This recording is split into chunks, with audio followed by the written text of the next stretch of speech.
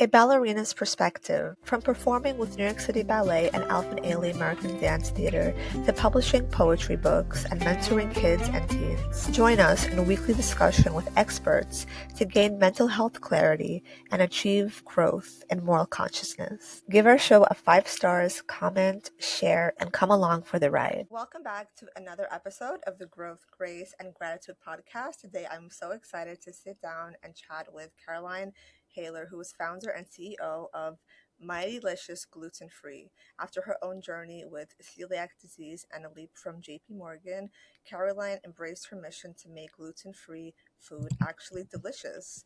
Her perseverance led Mightylicious to be named Best Product by Food and Beverage Magazine 2 years running, with their coconut oatmeal cookies landing among Good Housekeeping's Best Snacks of 2025. Her products, including 7 cookie varieties plus gluten-free flours, are now in stores nationwide, including Walmart. So, wow, what a beautiful product you're creating. And you sent me also some amazing flour and cookies and just such a beautiful mix of really delicious treats. And how amazing for people who are dealing with allergies, dealing with health issues. So many people in these spiritual journeys are also experiencing diet shifts, and they're really looking for healthy versions but also delicious. So tell us a little bit about your journey. What inspired you to go into this whole field of holistic, in a way, like holistic healing through foods? Yeah, it started in like 2011. I just graduated from business school. I moved to Manhattan. I'm from New York State originally, but never lived in the big city. Started a new job in a new field, and suddenly started getting some indigestion. At the beginning, it wasn't anything that I was like really concerned about, but it was annoying enough that I talked to my GP about it. So I was like, "What's going on? I've never had this before." Over the course of 9 months, my health started deteriorating. I went from having some like mild indigestion to having, um, my hair falling out, my skin turning gray, my health and immune system's basically failing. And over the course of those 9 months, we finally did a test that discovered that I had celiac disease, and that changed my life profoundly.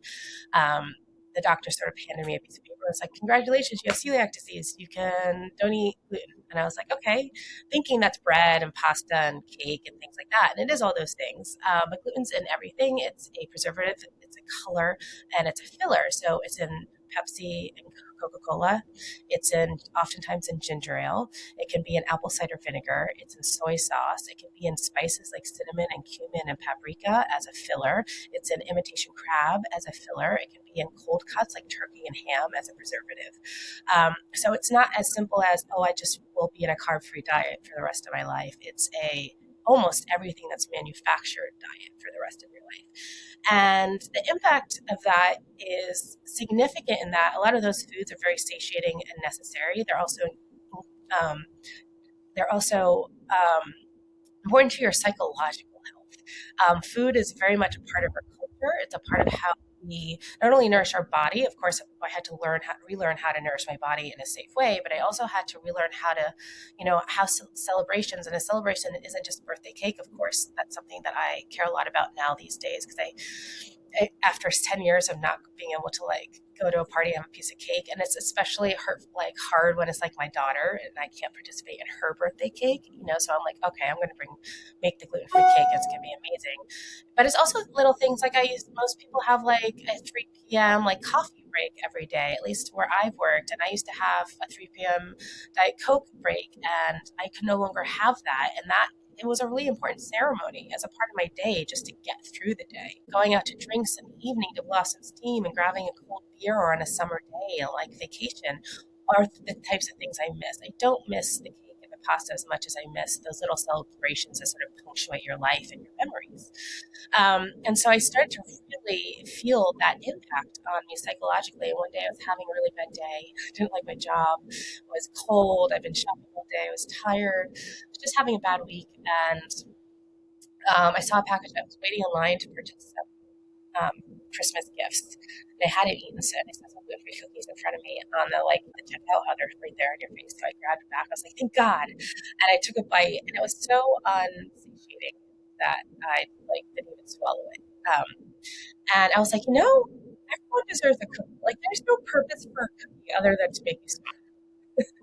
It's not a meal. You shouldn't be getting your vitamins and minerals from a cookie. It's like, it's not how you're getting nutrition. It's just a little snack to make you happy. And I was like, that's it. And it's butter, flour, and sugar, no matter whether it's gluten-free or gluten filled. It's just flour, butter, and sugar. It shouldn't be something that doesn't taste good. And I was like, you know what? I went to business school. I love to bake. I'm going to start a gluten-free cookie company. And I did. Eventually left my job in finance. I started baking every single day, all day in my studio apartment, testing these recipes. And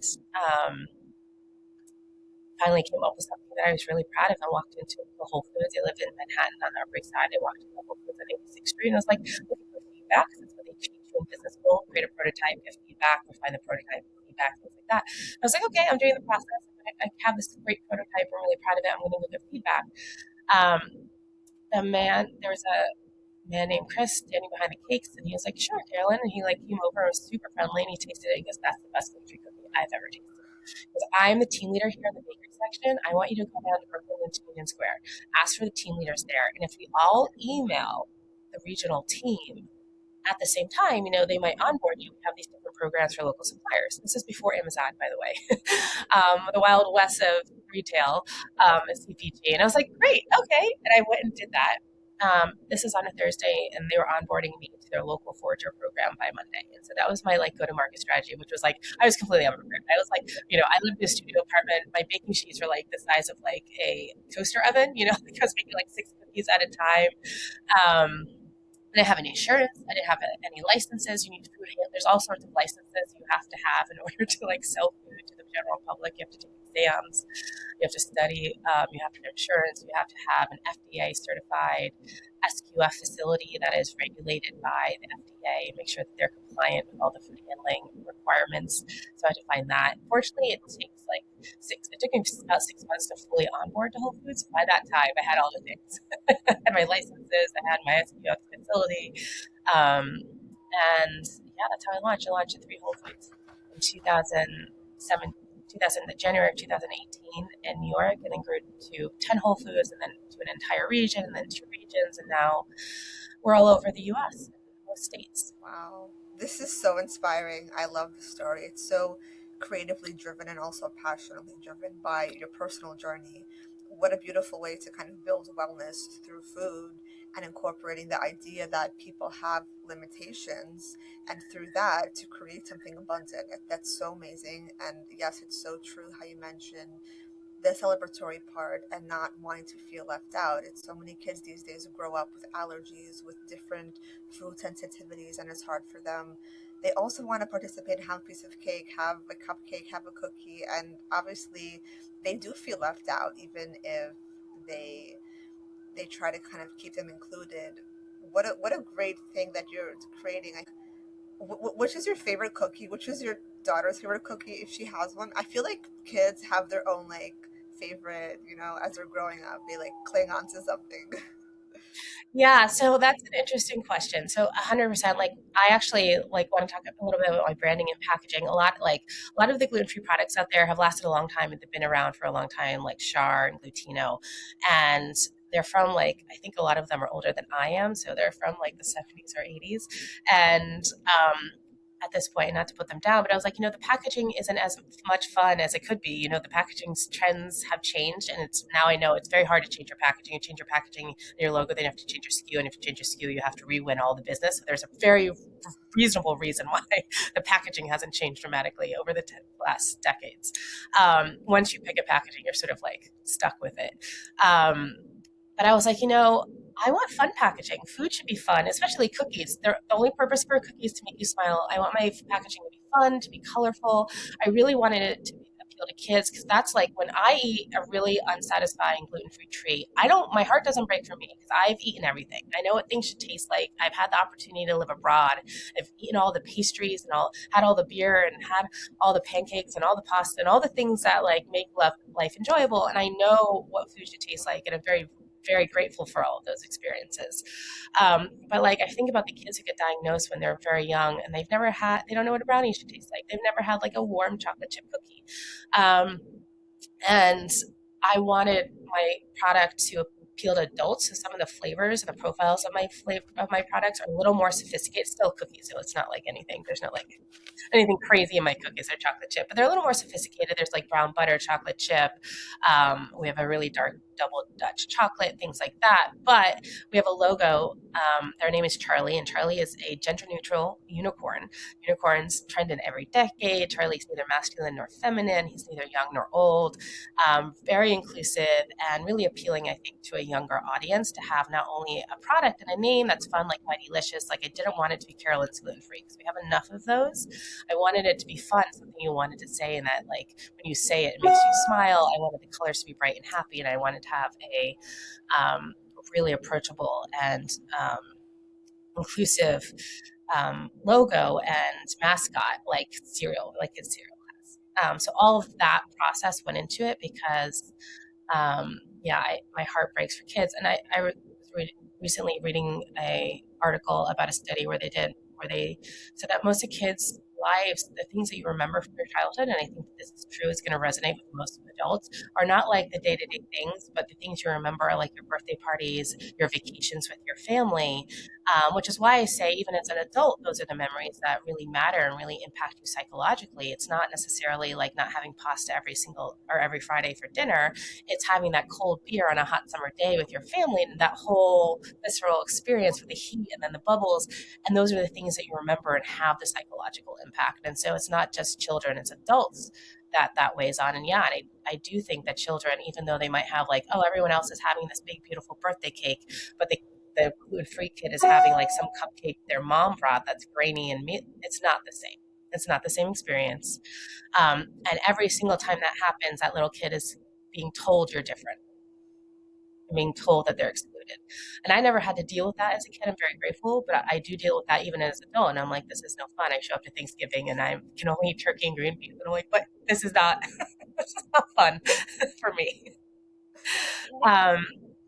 So yeah, the brand and like that, a lot of that went into my sort of motivations and my thought process as I was developing everything from the recipes to the branding. That is such an interesting point. Like, I personally even remember when I was a kid having my favorite cookies or crackers. The box, of course, it stays with you since childhood. You remember how the box looked like. Like, you kind of have that memory and imprints of, was it colorful? I even collected some of my favorite. Tony the Tiger and the toucan, Yeah, the fruit. like, Yeah, so fun. exactly. Yeah. It's such a like way to connect the child to joy and fun, and Yeah. yeah, what a great point, and how inspiring and entrepreneurial your spirit is to kind of be this authentic and create something that's kind of gender neutral and offering kids that space to imagine, to dream, to be also creative by visualizing something so artistic and fun. I love that. Thank you. Yeah, no, I thought when people ask me like what makes my product different, it's hard to articulate all of these things in a single word.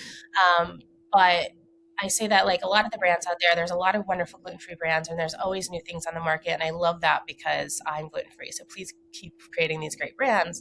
But I say like there was a trend when I was sort of struggling with finding products that were satiating and enjoyable and fun. You know, the thing that struck me was that a lot of the founders have a kid who has celiac disease or a kid with severe food allergies. And there's all of this love and all of this sympathy going into this innovation and this process. But it is completely different being the mother of a kid with a food allergy than it is being an adult woman getting up at 5 a.m. and going to work and having the food allergy. So the difference between my product and a lot of the products out there is that they have tons of sympathy, there's tons of love, there's lots of innovation. My product has empathy, which is slightly different. And it's only a slight difference, but it's a really big difference if you are someone who's living with this.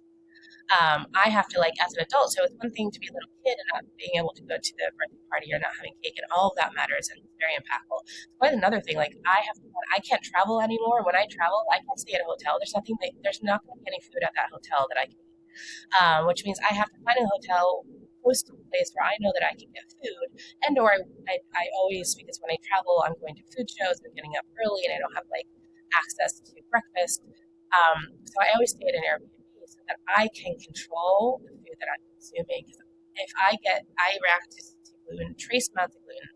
Like if I were to take my chopstick, and I've done this before because I test the soy sauce to make sure it's gluten free before I eat it.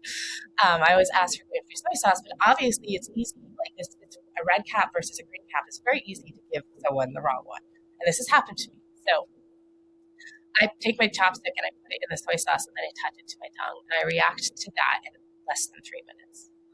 That's how sensitive I am. Imagine if I like accidentally like put my sushi in and eat it. So I can't get sick when I'm working on the CEO of the company. I can't be accidentally eating my food. So it's something that I worry about every day and every meal, because it's not just, eat things that are gluten free. Well, there can be cross contamination at a restaurant. I've even seen manufacturers have been in the news, and I've been by things that say gluten free because a mistake was made at the manufacturing level or the machinery was improper. And then my entire day is ruined and I am extremely ill. So these are not things that you get to take for granted as an adult, with a job and a profession and a family to take care of. And so there are things like, even in the product, like my cookies are packaged. So we have like stand-up pouches, and there's 9 cookies per bag. And the cookies are packaged either in 1 packs or 3 packs within that packaging, so that you can take them out and they're safe and there won't be any cross contamination. So you can put them in a lunchbox, you can put them in your purse, you can put them in your backpack, you can take them to work, you can take them to school. There won't be any cross contamination. It's going to stay safe and fresh, no matter what. So these are not things that I, as an adult, get to take for granted. These are all things that impact my life on a daily basis. Not only a daily basis, but on an hourly basis, 3 times a day.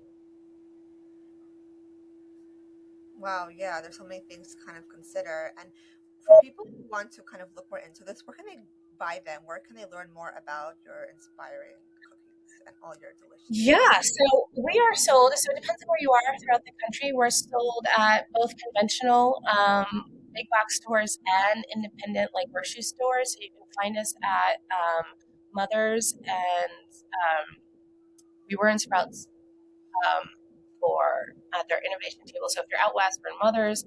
We're in Bristol Farms, which are these wonderful specialty grocery stores out in LA. If you're in Texas, we're in HEB, which is a huge conventional store out there. We're in the Chicago area. We're in New York and New Jersey and Pennsylvania. We're in Giant stores. We're in Fairway. And then I don't know all of them, but we're in hundreds of specialty retail grocery stores all across the U.S. So look at your local grocery store. You can probably find us in the specialty cookie aisle or the gluten-free section.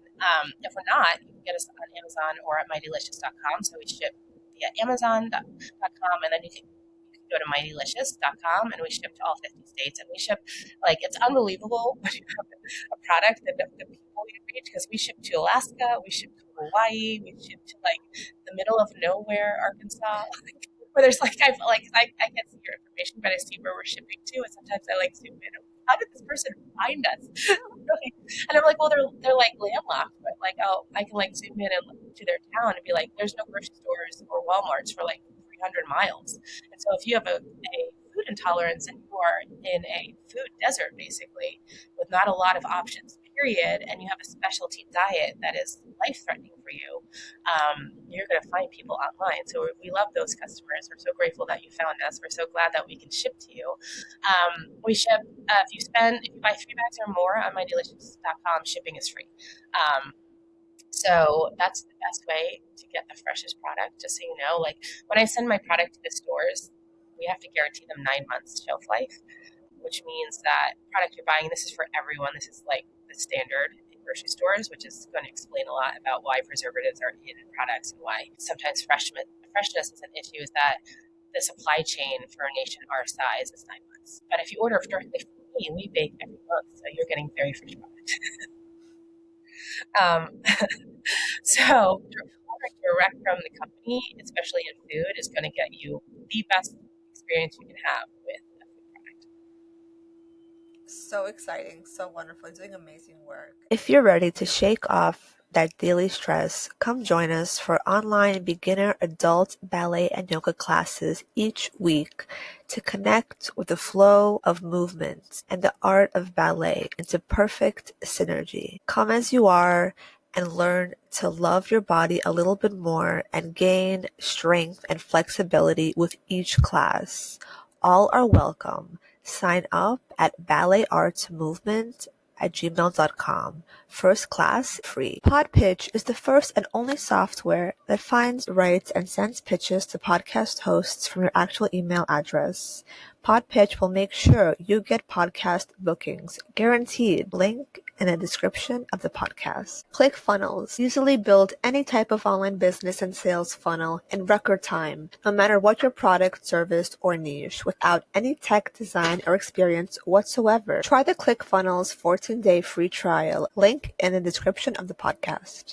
For people who are also wanting to kind of like spread their wings, open up something new, a new business idea, a new venture out there, what are some tips you can give people who also want to go into creation, innovation, creative product, branding? What is your tip for people who are beginners? Oh, that's a lot of different fields. Yeah, it's super. So first of all, I love it. I was in finance and I love being in finance. And I was in supply chain logistics for that. So very traditional, like white collar jobs.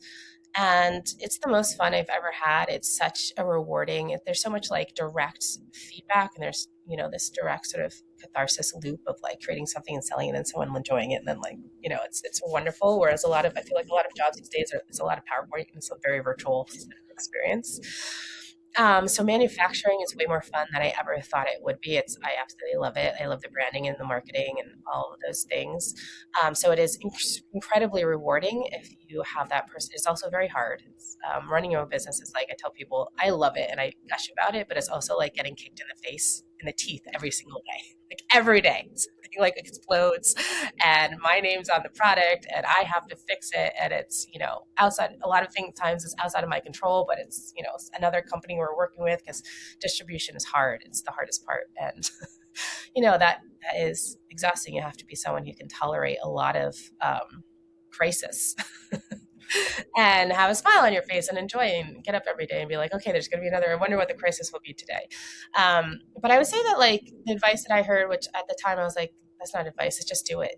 You just have to start, and you don't have to start big. I didn't. I started by just creating prototypes and investing in becoming an expert in gluten-free baking and learning about that process. And then I started by creating branding that I was really excited and proud of. And then I walked into Whole Foods just looking for feedback. And that was my expectation from that interaction was I have this product, this prototype. I really love what I'm doing. I'm looking for feedback. And then like following that trend. You can also be like, you know what, I have an idea. It's an exceptional idea. I believe in this idea. I vetted this idea with other people whom I respect, and I'm going to go raise capital and I'm going to blow this up. And you can do it that way too.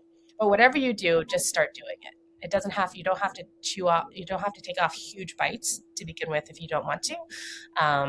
But just start researching, start talking to people, start prototyping, whatever it is you need to start doing. Just do it. Don't stop thinking about it. Innovators are active people, where people that take ideas and put them into action. That is the most critical step of being an innovator and an entrepreneur, is to act, not to talk about it, not to think about it, is to take the action. You are changing the world, and you have to realize that if you are creating something that's innovative, you're being disruptive. People don't like disruption, and people are going to push back on you. People are going to try to stop you, especially the people whom you are disrupting. And so you have to be aware that you are going to deal with some, you're going to have some wind blown back in your face, and there's going to be people who are going to try to pretend that they're counseling you out of concern, but what they're really doing is they're trying to convince you not to, because it would be disruptive to them. And especially for women, like just the idea of being a woman inventor and innovator is disruptive to a lot of people psychologically, and in the part of their brain that they're not intellectualizing. So especially for women inventors and innovators and entrepreneurs, you're going to get a lot of, oh, there's all these risks you should be aware of, and because there's risks, you should probably consider not doing it. That is feedback that women get because you're a woman. And if you were not a woman, you would probably be getting a different kind of counseling. And you just need to be aware of that, that you can listen to those guidance. Obviously, someone's detailing risks for you. That's very good information. But just because something's going to be hard and challenging doesn't mean you shouldn't do it. You should absolutely do it if you believe in it. Wow, absolutely fantastic tips. Thank you so much, Carolyn, for coming on the podcast and sharing a little sweetness for kids, adults, and everybody to just enjoy the gift of cookies, gluten free. That's so inspiring. I'm sure people will just be ordering these because they're so delicious, they're so fun, the packaging is so beautiful and inviting. So what a great way to kind of bring into the world the just like the gift of connecting with people through healthy food and food that people can enjoy, especially those who do have allergies, sensitivities, kids and adults alike. So thank you so much for sharing your wisdom, your story, and your entrepreneurial spirit. Thank you so much for having me. It's what I love to do. So I appreciate being able to talk about it and being able to share it with the world. Fantastic, fantastic, wonderful. Okay.